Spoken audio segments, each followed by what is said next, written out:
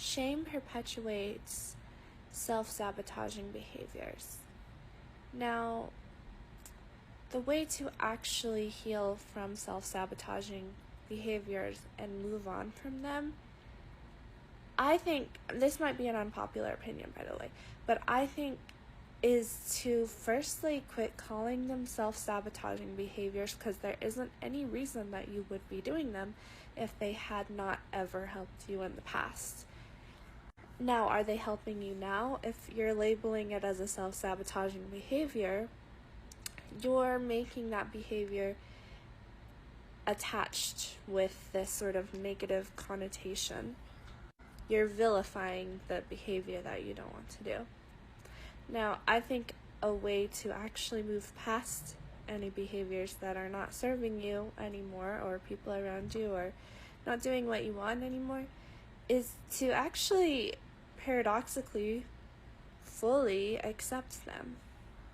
Because if you are engaging in negative self-talk, punishment, even when we're talking about punishment to other people, or maybe even like referring to something as super sinful or evil or terrible for you, and that doesn't, it's kind of the idea of like, if you're thinking about pink elephants, you're going to keep thinking about pink elephants, right? So if you're thinking, oh, I need to stop, it perpetuates the keeping on going of needing to stop by saying you need to stop, and then punishing yourself internally for continuing the behavior.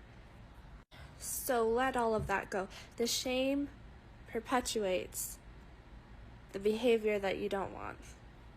And I'm saying the behavior that you don't want instead of the self-sabotaging behavior, because self-sabotage is a more negative connotation than saying a behavior that you don't want.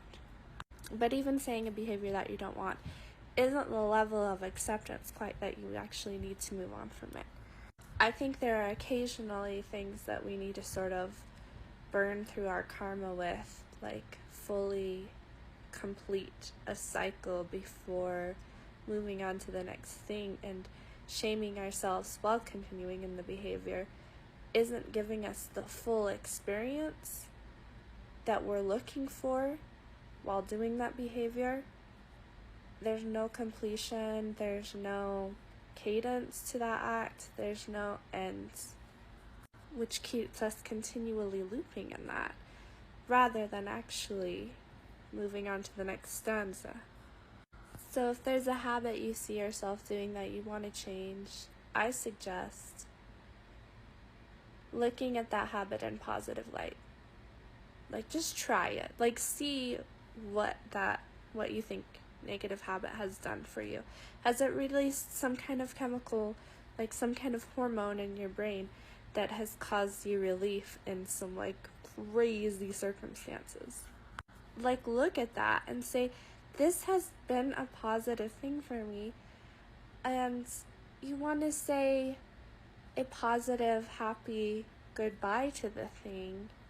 Release it with positive energy. Accept that it helped you through this time. Because it did. There really isn't truly self-sabotage. Because anything that is self-sabotage is simply not aligning your actions and habits to the most efficient energy outputs that you could possibly be doing in the moment, today, or for your future. And instead, it's just you stuck in the past. So don't shame yourself. Do not shame yourself for engaging in these behaviors. There's always a time to positively let those things go and even thank them.